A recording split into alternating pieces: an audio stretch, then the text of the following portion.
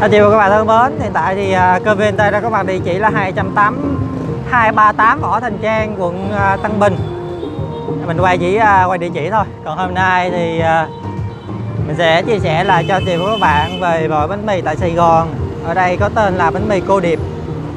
Mình đi ngang vào khoảng tầm 3 giờ, bây giờ khoảng tầm 3 giờ 20 á, chiều thì mình thấy cái xe bánh mì này mọi người mua rất là đông. Mà có giờ vào 30 á, 3 giờ 30 là có giờ không phải là cái giờ ăn chính tại Sài Gòn, khoảng tầm 4-5 giờ á.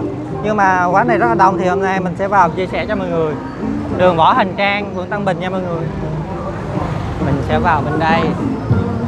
Bên đây mình thấy có một cái lò bánh mì luôn. Đây ở phía trước thì có một cô rồi tính tiền. Bánh mì thì mình vô sẵn bọc như thế này. Cô một bánh mì vậy là bao nhiêu tiền cô? Wow, 10.000 thôi. Dạ, rất là rẻ. Rồi bây giờ thì mình sẽ vào bên trong để mình quay chỗ này. Ở đây thì có hai em đang làm bánh mì. Wow, nhìn rất là đẹp mắt luôn.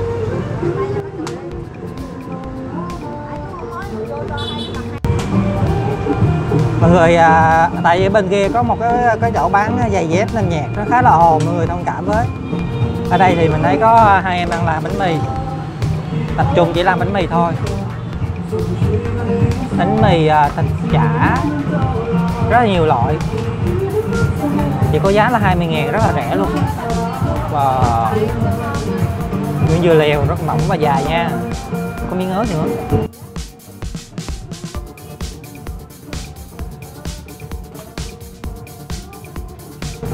Địa điểm này mình nghĩ chắc 4-5 giờ rất là đông này. Có thể là đông nhất tại khu này rồi. Thường là những chỗ đông người ta mới vô sẵn như thế này nè.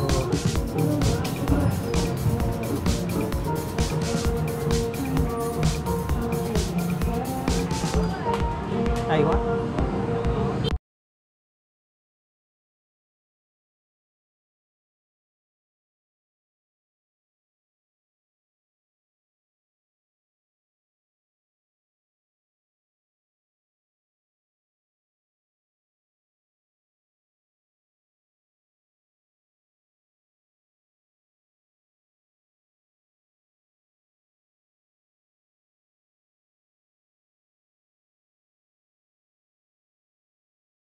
Cô ơi, bánh mì mình bán đấy được lâu chưa cô? 30 năm. Thường thì khoảng mấy giờ là mình bán rồi cô? 1 giờ sáng tới 1 giờ đêm.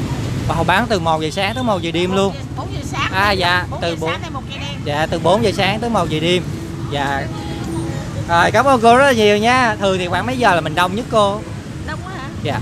Đông là từ 9 giờ đêm. Dạ, từ 9 giờ đêm. Tới 12 giờ là đông. Dạ. Ở đây còn ấy một ổ bánh mì có 10.000 thôi, rất là rẻ luôn. Dạ, tới bây giờ mình sẽ ăn. Dạ, bình dân. Mình sẽ ăn một ổ bánh mì ủng hộ. Cảm ơn cô nhiều. Không có gà mở ra nó đâu có nóng gì đâu. Đây là mọi người, đây là em này thì chủ yếu là trét pate vào bánh mì. Dạ. Trét pate xong mình chuyển qua cho hai em kia để vào bánh mì. Còn ở đây là cô chủ mới vừa ra, cô rất là dễ thương, hữu hậu nữa. Cô vào đó bán bánh mì có 10.000 phục vụ cho người lao động nữa hả cô?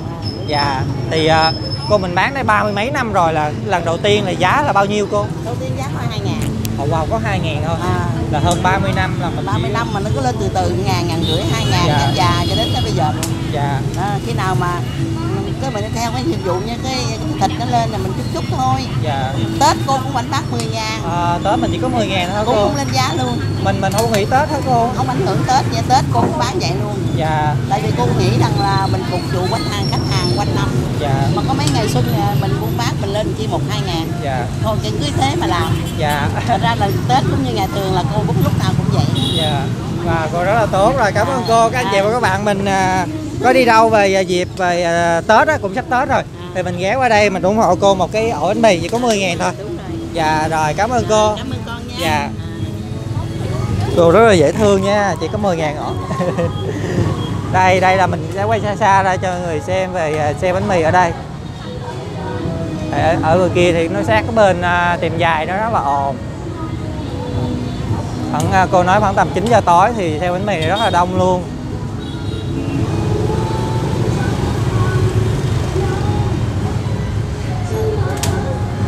30 năm rồi, phần đầu tiên chỉ có 2.000 thôi mọi người.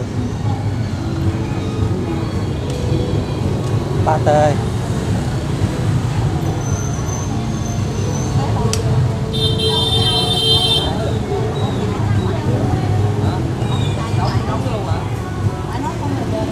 Nó đông ở nha, 2, 4, 6. Mình nghĩ tới có 7 người. Nếu mà tính luôn cô chủ nữa chắc khoảng 8, 9 người.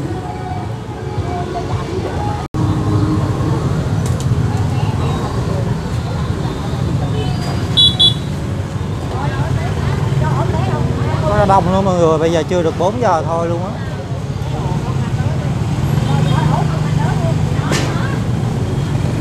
Chỉ có 10.000 một ổ thôi, rất là rẻ.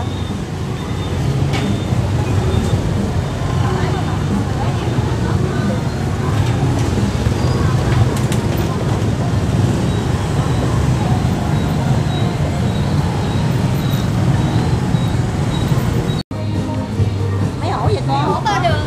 Bơ đường. Bơ đường em ơi.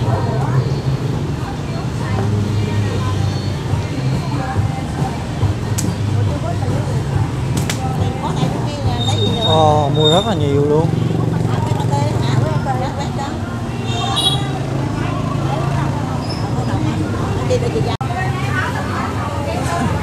Ở trong đây có thêm một tủ bánh mì nữa nè mọi người.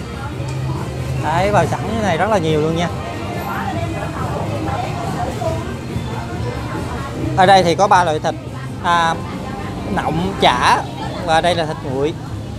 Đây là xe phía trong thôi. Còn đây là dưa. Đấy, còn đây là xe phía ngoài thì hai em đang làm đây. Mình để ý ở trong nhà là 1, 2, 3, 4, 8, 9, 10. 10 người đó mọi người. Tổng cộng là 10 người bán xe bánh mì như thế này luôn, rất là kinh khủng. 10 người bán.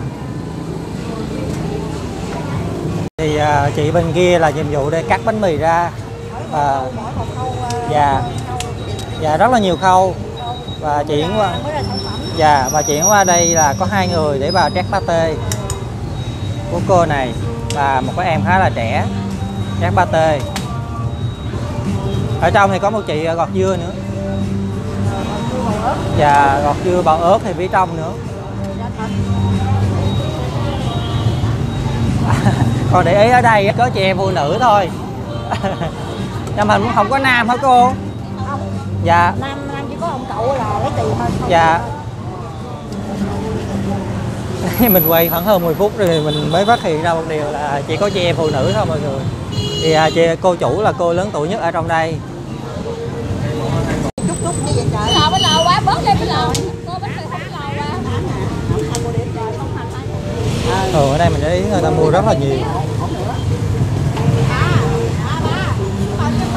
Wow, rất là nhiều quá mọi người ơi. Rất là hay.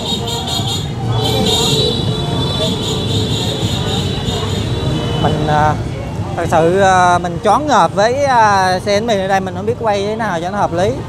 Các anh chị và các bạn, mình thấy nó chưa hợp lý thì mình góp ý để mình chỉnh sửa vào những video tiếp theo.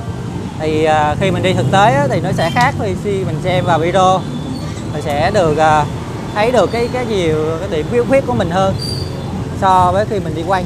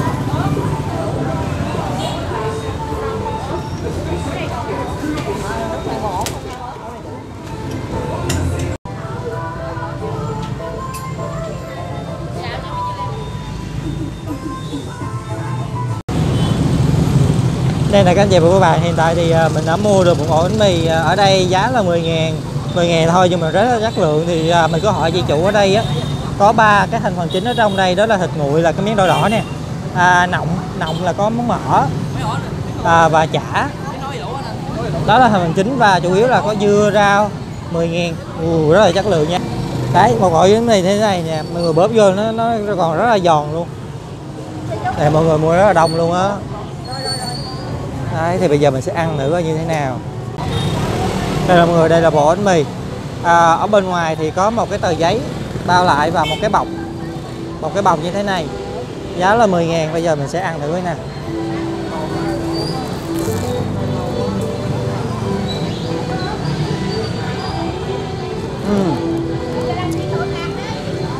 Bánh mì giòn. Đây nè anh chị bạn, bánh mì giòn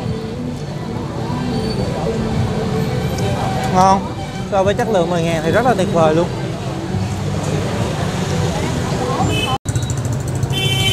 Đây, quay cái này thì nó thực tế hơn nha.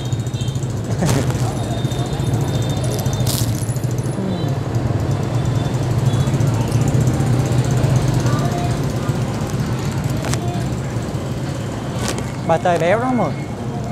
Cái mùi vị pate đó là béo luôn, có dưa nữa nè.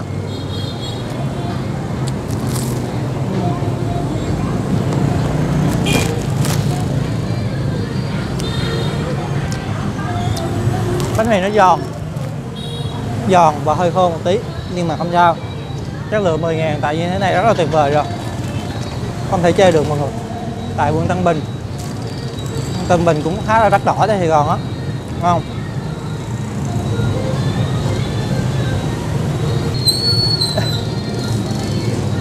Rất là ngon luôn, so với giá cả 10.000 thì không thể chê vào đâu được.